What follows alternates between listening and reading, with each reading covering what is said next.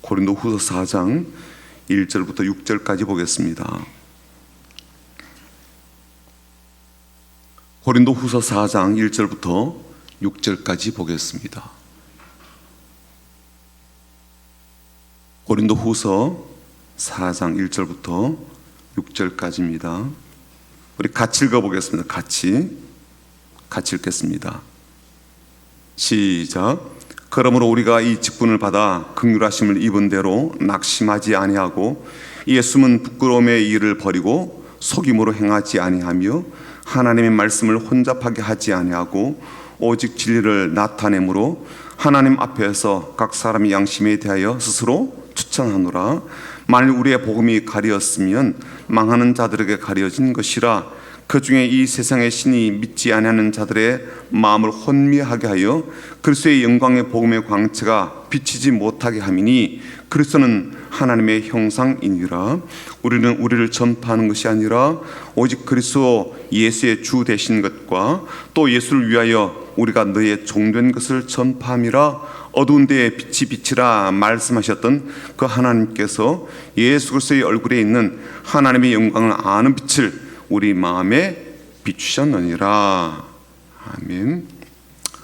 어제 우리가 말씀을 나눌 때는요, 우리가 낙심하는 이유가 우리 가운데도 문제가 있고 또 이 세상 신이 활동하는 것으로 인하여서 일어난다라는 것을 우리가 나누었습니다. 오늘 같은 본문을 다시 보게 되었는데, 이 말씀을 다시 본 이유는 뭐냐면, 그렇다면 그 낙심을 피하고 이기려면 우리가 어떻게 되는가라는 것을 좀 보고자 함 때문입니다. 낙심하지 않으려면 어떻게 되는가? 첫 번째는요, 예수님과 연합된 관계 속에서 주어진 역할을 충실히 행하라는 거예요. 조금 어렵지만 5절 한번 보십시오.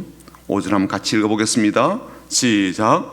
우리는 우리를 전파하는 것이 아니라 오직 그리스도 예수의 주 되신 것과 또 예수를 위하여 우리가 너의 종된 것을 전파함이라. 이 말씀에는 두 가지 사실이 포함되어 있습니다. 한 가지는 예수님과의 관계성입니다. 예수님과 우리의 관계는 주인과 종의 관계입니다. 주인과 종의 관계로 연합이 되어 있습니다. 우리는 예수의 종으로서 오로지 주인은 한 분 예수님밖에 없습니다. 이런 관계로 우리가 연합되어 있다는 사실을 잊으면 안 된다는 것이죠. 물론 이 연합은 우리에게 유익한 면도 있지만 우리가 힘겨워할 수밖에 없는 그런 면도 동시에 갖고 있습니다. 우리가 예수님과 연합되어 있음으로 인하여서 예수님께서 우리의 보호자가 되시고 인도자가 되시고 우리의 모든 것을 책임져 주시는 분이 되어 주십니다. 이 사실은 감사하고 참 은혜로운 일입니다. 하지만 반면에 내가 혼자서 독립적으로 하고자 하는 일에는요, 이 관계성이 많은 방해물이 되기도 합니다. 운동회에서 2인 삼각 경기를 하게 될 때 두 사람이 한 발씩 묶어가지고 한 몸이 되어 뛰게 하는데, 그때 두 사람 사이에 엇박자가 나기도 하고 서로 호흡이 맞지 않고 보폭이 달라서 얼마나 애를 먹습니까? 그리고 그렇게 뛰다가 넘어지게 되는 그러한 상황이 벌어지게 되는데 다시 일어나는 것조차도 참 힘겹습니다. 우리가 주님과 함께 할 때도 이런 현상들이 종종 일어나기도 합니다. 특히 내가 나를 주장하고자 할 때 이런 일들은요, 반드시 일어나게 됩니다.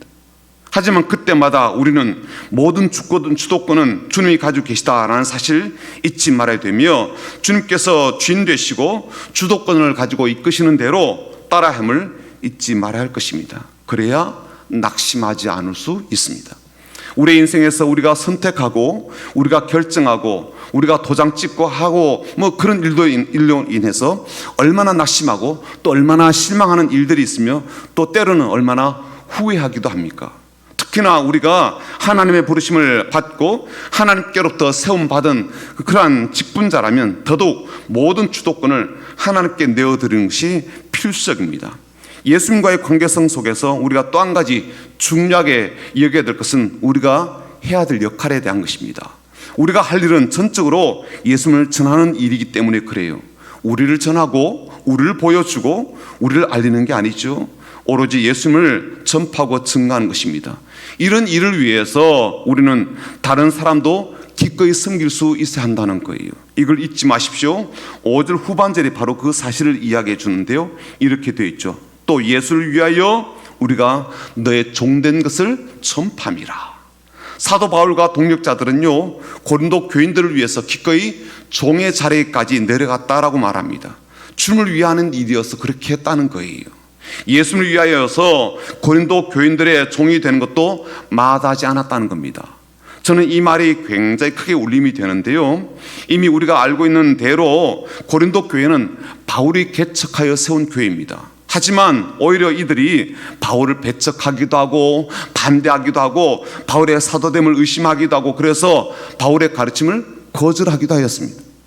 그동안 사도 바울이 그들을 위해서 혼신의 힘을 다하여서 복음을 전하고 목양을 한 것은 아예 간 것도 없고요, 배은망덕한 것처럼 그렇게 바울을 거부하고 밀어내는 일을요 서슴없이 그렇게 하였던 것이죠. 하지만 그런 교회를 할지라도, 또 그런 모습을 보여준 사람들이라 할지라도, 오로지 나의 주인 되시는 예수를 위해서 예수님께서 주도권을 가지고 이끄심을 따라 그들을 위해서도 기꺼이 섬김의 종을 자처하더라고요.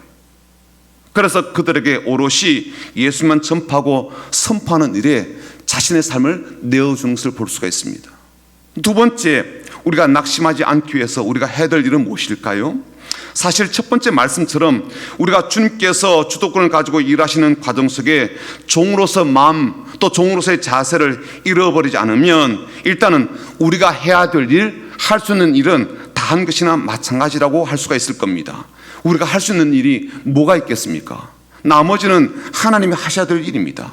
다행스럽게도 오늘 말씀에 우리가 낙심하지 않도록 하나님께서 하시는 일이 무엇인지를 잘 말씀해 주셨는데 6절입니다. 6절 보시면 이렇게 되어 있죠. 어두운 데에 빛이 비치라는 말씀하셨던 그 하나님께서 예수 그리스도의 얼굴에 있는 하나님의 영광을 아는 빛을 우리의 마음에 비추셨느니라.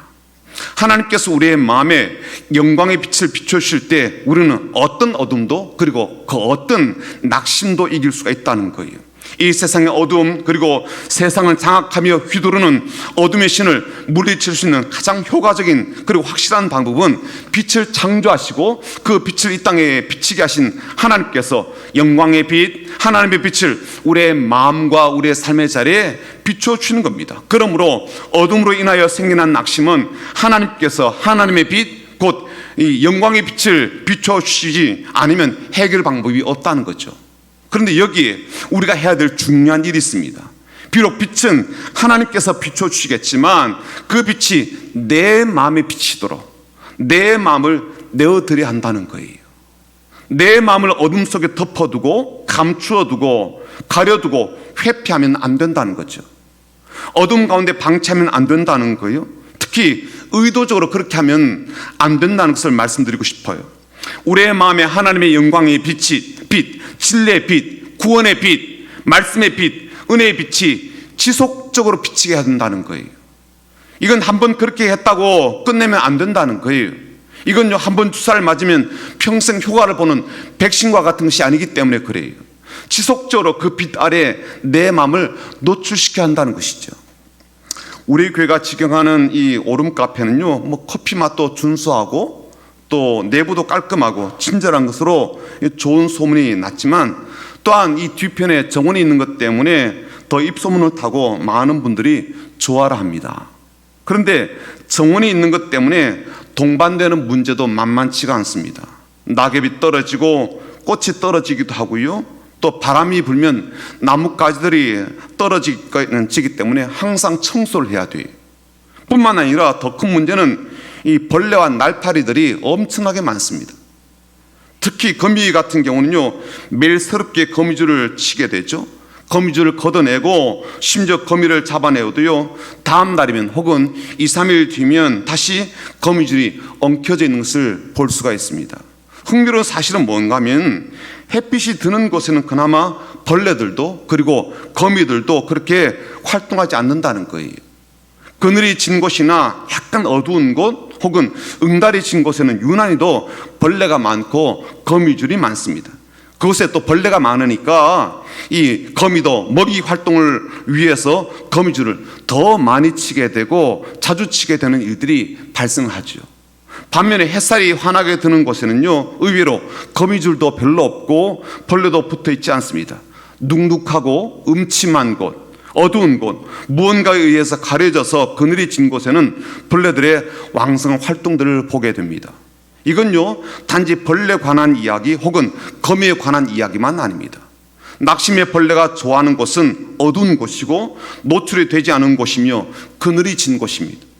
빛이 잘 비치지 않고 또 비추어도 그림자가 지고 응달이 지는 곳이, 낙심의 벌레가 생기지 않게 하려면 결국 빛이 비추어져야 한다는 거예요. 꾸준하게 지속적으로 비추어져야 됩니다.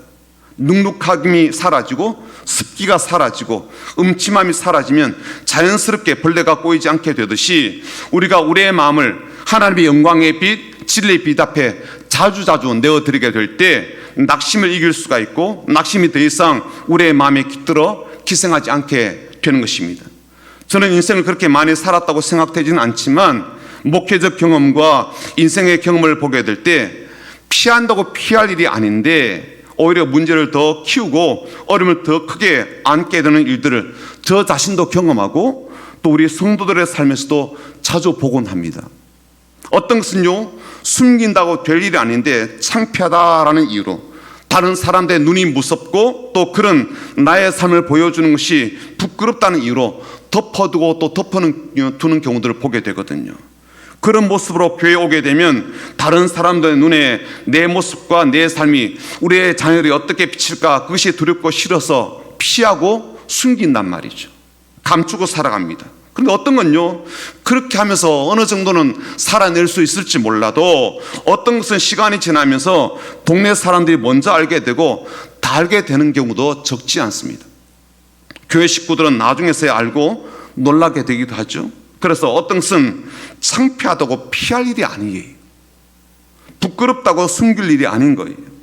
결국은 다 알려지게 될 일인데 그것을 덮고 하다가 피해만 키우는 일이 다반사이기 때문입니다. 영적으로 더 피폐해지기도 하고요, 심적으로 더 가라앉게 되기도 하고요, 신앙적인 용기와 소망마저 잃어버린 채 마음 둘 곳 없어서 정신적인 방황 상태에 이르게 되기도 하지 않습니까? 신앙적으로 오히려 더 무력한 채로 살아가게 되는 일들이 있지 않아요? 주님은 지금도 우리에게 낙심한 자들은 물론이고 낙심하게 딱 좋은 상태에 놓여져 있는 이들에게 영광의 빛 앞으로 나오라고 말씀하십니다. 명령이 아니라 초청이기도 합니다. 안타까움으로 하시는 권면이기도 합니다. 아버지의 깊은 사랑이 담긴 호소이기도 합니다.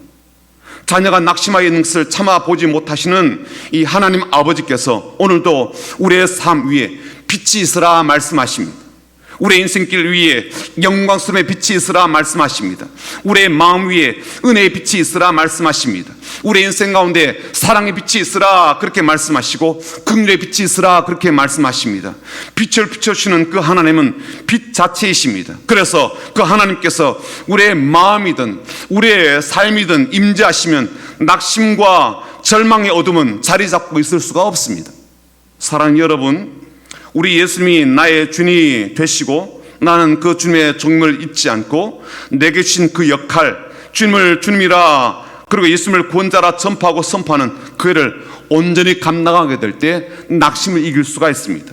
나를 주님의 종으로 부르셨기에 예수님을 위해서 기꺼이 다른 사람을 위해서 가족들을 위해서 섬기는 일을 하는 그러한 이들에게 우리 주님은 어떤 낙심도 이기게 해주십니다.